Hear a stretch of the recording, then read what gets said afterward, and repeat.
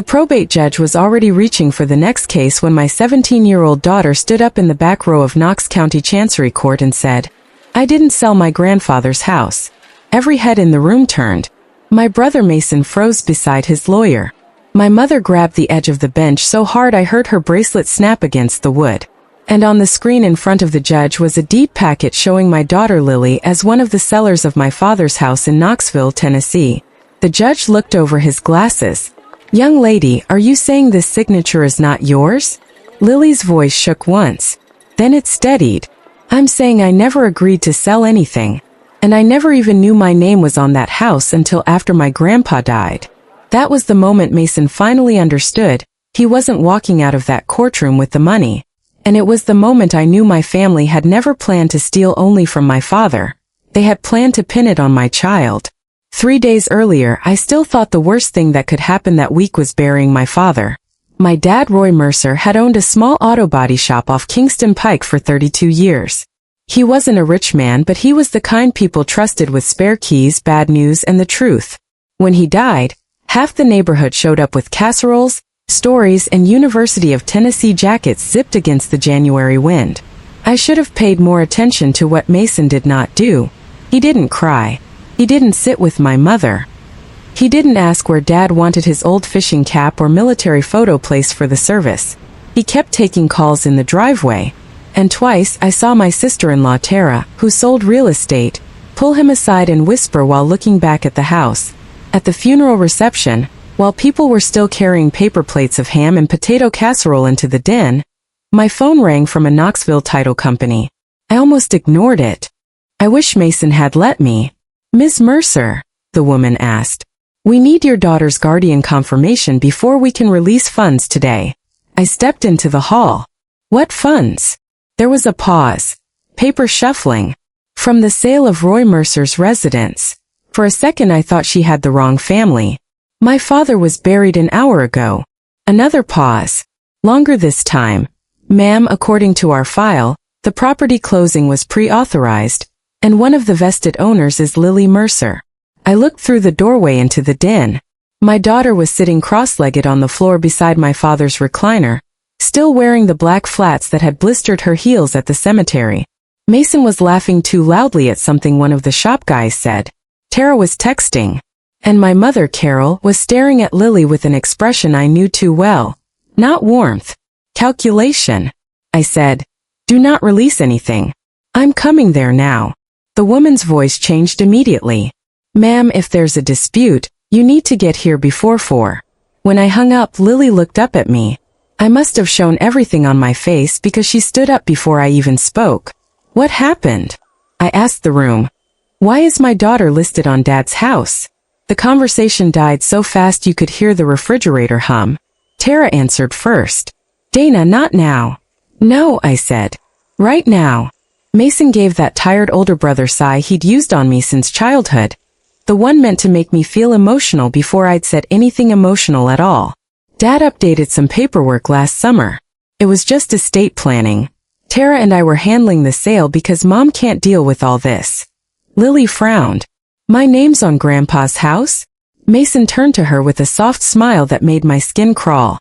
"Only as a technical thing, sweetheart." Sweetheart. That was new. Lily looked at me. "Mom," Aunt Tara asked me for a picture of my permit 2 weeks ago. The room changed. Not visibly, not dramatically, but I felt it. I said, "For what?" Tara crossed her arms. I told her. "The scholarship application packet for the condo association." "There is no condo association," Lily said quietly. Mason snapped, "Lily, you're confused." She shook her head. "No. Grandpa said not to send anyone my documents unless you knew." I turned to her. "What do you mean Grandpa said that?" But before she could answer, my mother stepped in. "This is disgusting," Carol said. "Your father just died, and you're turning his house into a scene." I stared at her.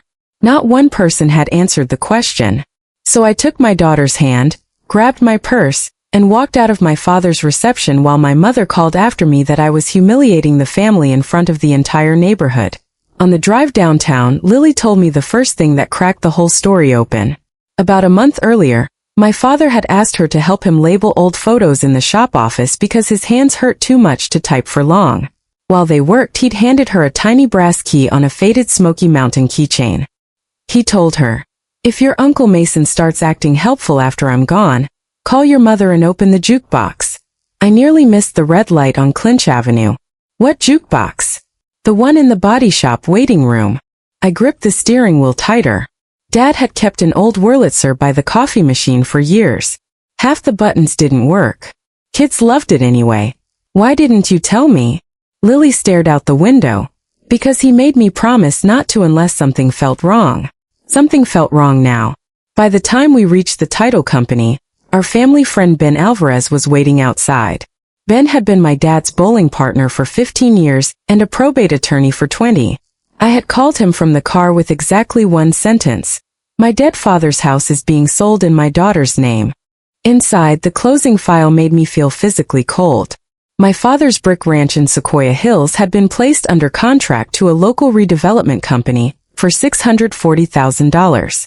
The seller's signature page carried 3 names: Roy Mercer, Lily Mercer, and me. Only mine had been left blank. Lily's name, however, was fully signed. Beside it was a remote online notarization certificate timestamped the night before my father died in hospice. Lily leaned over the packet once, then recoiled. "That's not my signature." I believed her instantly. Not because I'm her mother. Because the forged version had a loop on the Y she had never used in her life. Ben asked the title officer for every upload associated with the closing file. That was when we found Lily's learner's permit, a cropped image of her school ID, and a selfie-style identity verification video uploaded from a device registered to Tara's real estate account. I remember the exact sound Mason made when Ben called him speakerphone from that office. Not fear. Annoyance. He said, "This is a misunderstanding. Dad wanted the house sold fast." Ben said, "Then you won't mind if I freeze the closing and petition the court." Mason went silent. Behind him, I heard my mother's voice say, "Tell him not to do that." Him. Not me. Not Lily. Ben. Because my family had already decided I was the weak link. They forgot I was the one Dad called when something needed finishing. That night, after we froze the sale, Lily and I went to the body shop. The waiting room smelled like motor oil, old coffee, and the pine cleaner Dad had used for years. The jukebox sat in the corner, dark and stubborn. The brass key fit a tiny lock on the right side panel. Inside was a manila envelope and a flash drive taped beneath a service manual. The envelope held a recorded copy of a transfer on death deed. My father had placed the house in his name, with Lily as the beneficiary. Not Mason. Not my mother. Lily. My daughter looked at me like I'd started speaking another language. "Why would Grandpa do that?" Ben answered before I could. Because he wanted the house outside probate. And because he didn't trust someone. On the flash drive was a video my father had recorded in the shop office 6 weeks before he died. He looked thinner than I remembered. Tired. Clear-eyed. "If you're watching this," he said. Mason moved faster than I hoped. Lily made a sound I'll never forget. Half sob, half laugh. Because even dead, Grandpa had been exactly himself. Then the video got worse. Dad said Mason had been taking loans against the shop again. Tara had creditor problems too. He said he'd caught them pressuring him to list the house before hospice even started. So he deeded it to Lily. Not because he wanted to burden her. Because, in his words, she's the only one in this family who still thinks a signature means something. I thought that was the bombshell. It wasn't. Then he said, "Dana, if your mother tells you I'm confused, don't believe her. And if she says Mason is just desperate, remember what happened after Ben died." The room went perfectly still. My husband Ben, Lily's father, had died 9 years earlier in a work accident on I-40. After the insurance payout, I was so numb I let my mother help with the paperwork for months. I'd always wondered why so much of that money disappeared into taxes, penalties, delays, and account corrections. I blamed grief. I blamed myself for not paying attention. My father looked straight into the camera. "Mason borrowed from that money too. Your mother covered it before you found out. I paid most of it back myself because I couldn't stand what they were turning into. I should have told you then." Lily reached for my arm. I couldn't speak. The house was never the beginning. It was the pattern. Whenever Mason was in trouble, someone else's future became collateral. The next morning brought our next clue. A hospice nurse named Renee called Ben's office after seeing the emergency filing. She had recognized the address from the petition. She said my father had not been capable of remote notarization at the time listed in the deed packet. He had been heavily medicated and drifting in and out. More important, no one except immediate family had been allowed in the room that night. Mason and my mother had both signed the visitor log. Tara had not, which meant the notarized video verification of Lily's identity and my father's alleged approval had been assembled somewhere else. Ben subpoenaed the platform records. The upload came from Tara's laptop, but even that wasn't enough to explain how they expected to get away with it. That answer came from my mother herself. She showed up at my house before sunrise, standing on my porch in a camel coat like she was arriving for brunch instead of damage control. "Call Ben off," she said the second I opened the door. "Before this gets bigger." I laughed once because it was either that or scream. "You forged my daughter into a property sale." Her mouth tightened. "No one forged Lily into anything permanent." Permanent. That word hit me harder than a confession. I said, "Explain that." She stepped inside without being invited. Mason needed time. Tara had a buyer ready. The house could have closed, his debts could have been handled, and everything would have been corrected before court. With my daughter's name on it.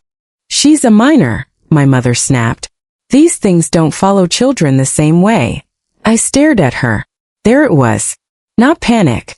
Not denial. Math. I said. "You were willing to let Lily absorb the fraud because it was easier than letting Mason face it." My mother's eyes hardened. "I was willing to save my son." That sentence changed something in me forever. Because for the first time she said it plainly. Not family. Not everyone. Her son. And my daughter to her was paperwork. I didn't argue. I didn't throw her out. I asked one question. "Did Grandpa know you helped Mason take money after Ben died?" She flinched. Tiny. Fast. Real.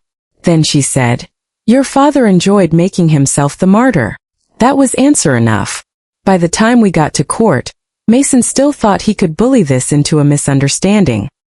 He filed an emergency petition claiming Dad intended a quick sale, that Lily had been included only for estate convenience, and that I was emotionally destabilizing an orderly transfer. It was almost impressive. If you ignored the forgery, if you ignored the identity upload from Tara's device, if you ignored the hospice log, if you ignored the fact that my dead father had left a video specifically warning us about them. When Lily stood up in that courtroom and said, "I didn't sell my grandfather's house," Mason looked at her the way people look at a dog that suddenly starts talking. He hadn't planned for her to speak. He had planned for her to be embarrassed enough to stay quiet. Ben introduced the platform records first, then the visitor logs, then the deed Dad had hidden in the jukebox. Tara started crying before the video even played. Mason still tried. He said Dad was confused. Then Dad's recording came on the courtroom screen. Not the whole thing. Just the part where he looked into the camera and said, "If Mason tries to sell this house before the court sees the real deed, it means he's using Lily because he thinks she won't fight back." The sound that left Mason's mouth didn't belong to a grown man. It was small, angry, cornered. The judge froze the sale immediately and referred the matter for criminal investigation. Tara lost her temporary authority over the listing on the spot. But the moment that stayed with me wasn't legal. It was personal. My mother leaned toward me while the lawyers were still gathering papers and whispered, "You would destroy your brother over a house?" I turned to her and said very quietly, "No. You tried to destroy my daughter over one." She looked away first. The investigation took months. That part wasn't cinematic. It was signatures, device logs, banking records, licensing boards, and all the ugly little details families hope will stay too boring for other people to examine. They found more than the forged sale. They found Mason had been using the shop as collateral on private debt. They found Tara had uploaded Lily's documents after asking for them under false pretenses. They found my mother had helped move money years earlier from my late husband's insurance settlement to cover one of Mason's business disasters, then quietly repaid it in fragments so I would never see the full whole. My father had known. He had spent years trying to patch damage without blowing up what was left of the family. The house was the first thing he protected in a way they couldn't reach. Mason eventually took a plea. Tara surrendered her real estate license before they could strip it. My mother never apologized in a way that used the words she owed us. She sent letters about stress, pressure, impossible choices, and keeping a family together. Lily read one line over my shoulder and handed it back. Said, "I hope one day you understand what adults sometimes have to do." Lily looked at me and said, "If this is what they call adult, I'm not in a hurry." That was the moment I realized she was going to come out of this stronger than I had. Not harder, clearer. That mattered more. We never moved into my father's house. Lily didn't want that kind of inheritance hanging over every room. So we kept it for a year, cleaned out the garage together, donated Dad's old tools to the vocational program at Bearden High, and sold the place honestly. No forged videos. No hidden sellers. No family emergency. When the money came through, every dollar passed through a court-approved account. Lily watched me sign the final papers at the kitchen table of our rental in West Knoxville. Then she asked, "Do you ever wish you hadn't stopped them?" That question sounded simple. It wasn't, because stopping them cost me my mother. Cost me my brother. It cost me the last fantasy I had that blood eventually becomes loyalty if you're patient enough. But it also gave me something I should have built years earlier. A line. A real one. I said, "I wish I had seen them sooner. I don't wish I protected you." Lily nodded like she'd been waiting to hear that exact sentence. A week later, she used part of her share for her freshman housing deposit at the University of Tennessee. Not because my family finally did right by her. Because they failed to bury her under their version of the story. And on the day we dropped her off, she reached into her backpack and pulled out that old Smoky Mountain keychain. "What are you keeping that for?" I asked. She smiled. "To remember that Grandpa knew who would tell the truth." That night, after I got home to a quieter house than I was ready for, I sat alone on my porch and realized something I wish I'd understood years before.